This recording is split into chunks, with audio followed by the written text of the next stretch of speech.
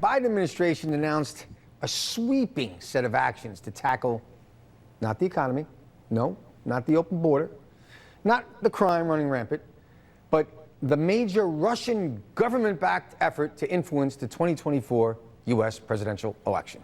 Yes, you heard that correctly. The left is blaming Russia for their unpopular policies. Last week, when we learned that Russia was pouring millions of dollars into covert operations to try to meddle in the 2024 elections, I thought that maybe, just maybe, that we could come together as Americans and fight against our common enemy, Russia.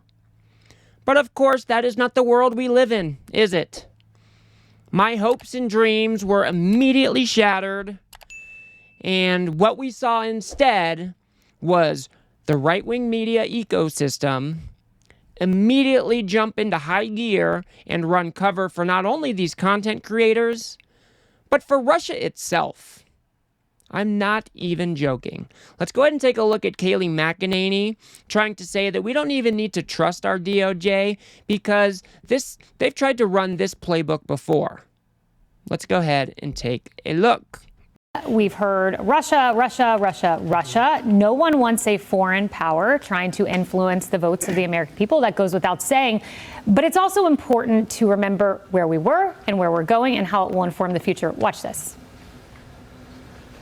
This cloud about collusion with Russia will hang over him no matter where he stands. It does look like he's listening to Putin more than he is American intelligence. We're about to find out if the new president of our country is going to do what Russia wants. The presidency is effectively a Russian op.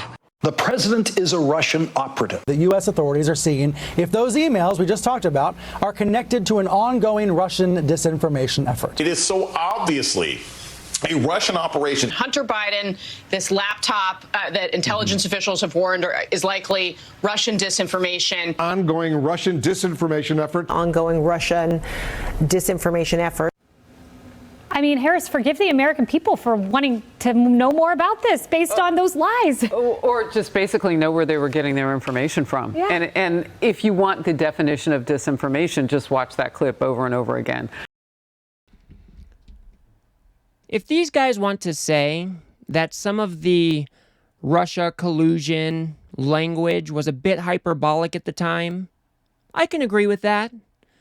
But did you guys forget that the Mueller indictment, or the Mueller investigation, returned 34 indictments, and he got 8 convictions because people close to the Trump campaign were colluding with Russia? And did you forget about the time that Donald Trump stood on national TV side by side next to Putin and said that he trusted Putin more than his own intelligence agencies? Did you guys forget all that? It's not a surprise that Russia is trying to meddle in our elections. This is what they do. And so for the DOJ to point it out and for you to immediately discard it is insane. Let's go ahead and listen to Jesse Waters say that his show has all the earmarks of Russian propaganda. Wow, Jesse. Maybe you should do some soul searching as to why that might be. What exactly is the Biden-Harris administration accusing Russia of? The machine tells the Times the Kremlin's propaganda apparatus has thrown itself behind Mr. Trump's candidacy, creating online news outlets and fake videos to denigrate President Biden and, more recently, Ms. Harris. If you're wondering what this Russia disinformation looks like, here it is. If you see the following narratives on the internet, it could be Russian interference. Are you ready?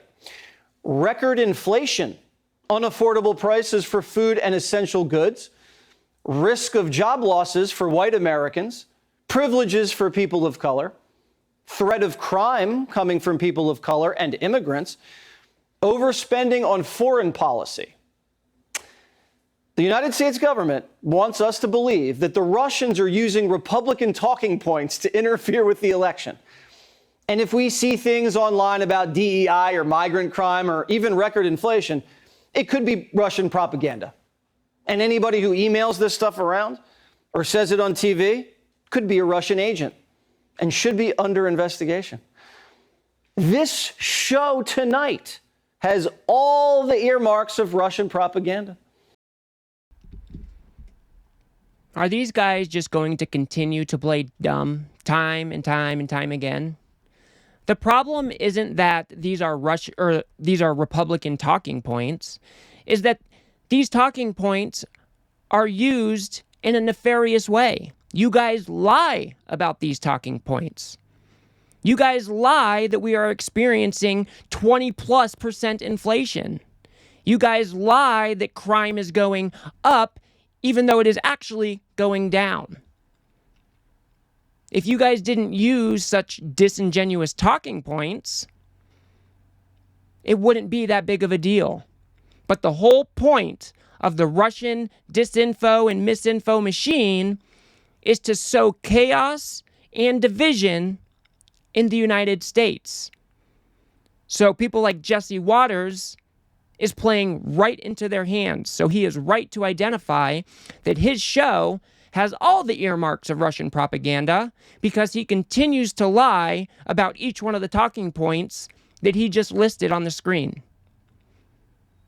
Let's go ahead and move on to a Newsmax anchor trying to say that this all sounds a bit political to me right before the election. Let's go ahead and take a look. They want to be in our politics, I get that. But this reeks of politics to me. Having this 2 months before the election reeks of politics.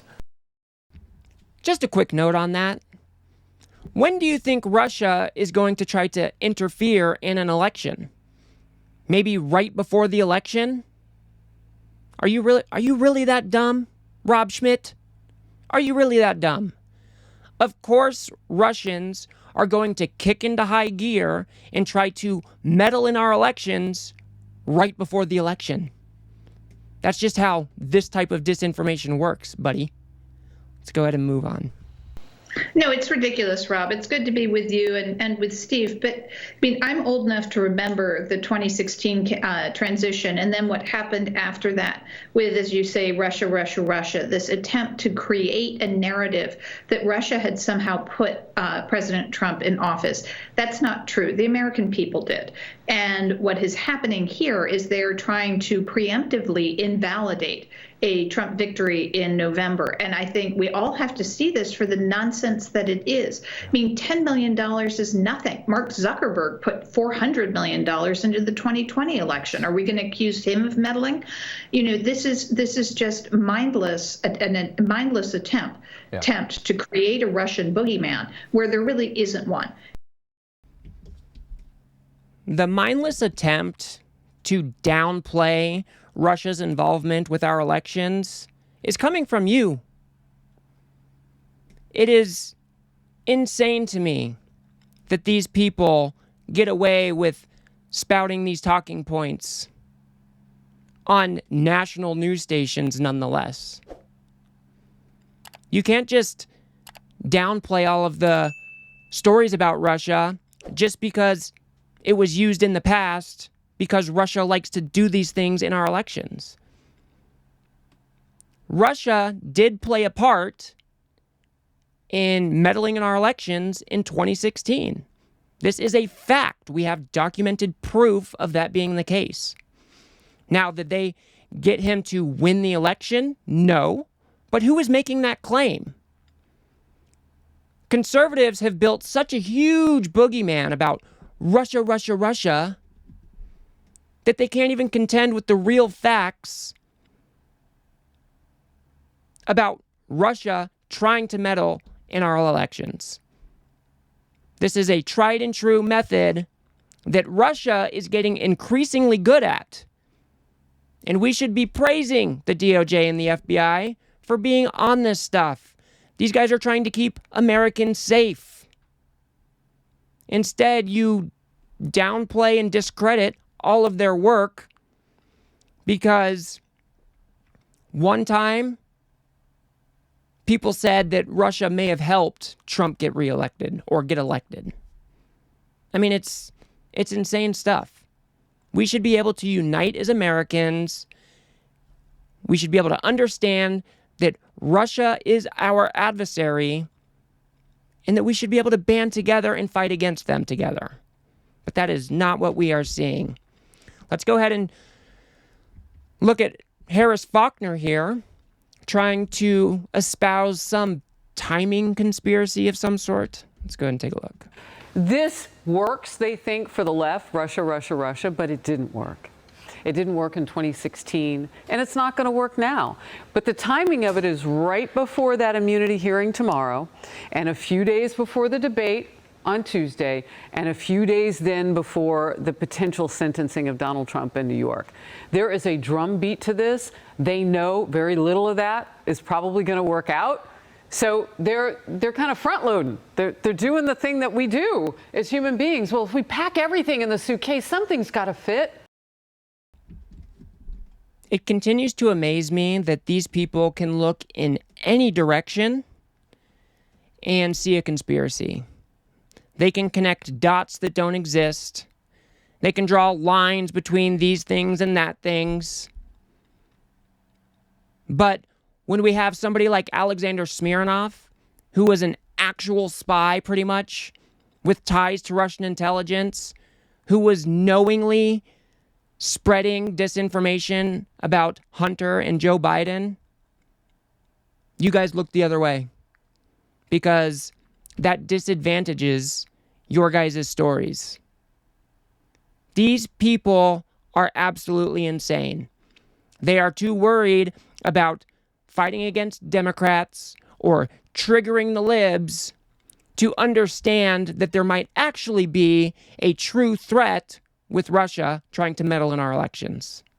And I think Vivek Ramaswamy probably had the worst take of them all, trying to say that our own government, our own agencies, are actually the true threat.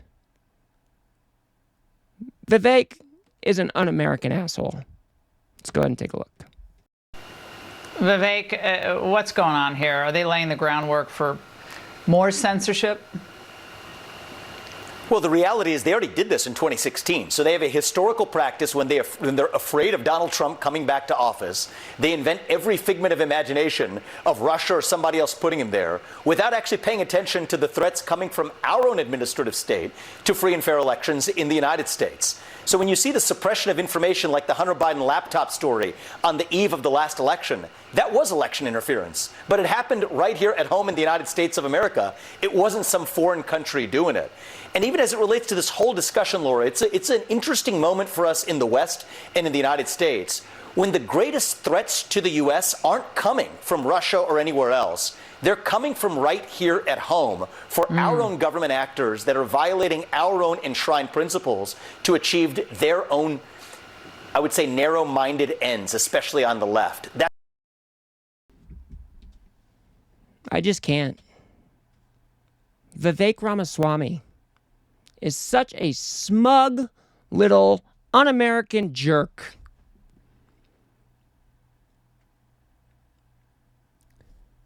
The FBI, the DOJ, they exist in America to keep Americans safe. If they're identifying threats coming from outside the country, we should be able to take that seriously. I'm not saying don't be skeptical of any of the claims, but according to the indictment, according to the evidence laid out in that indictment, Russia has been paying nearly $10 million to Tenet Media to pick up influencers like Dave Rubin, Benny Johnson, Tim Pool, so they could spread or amplify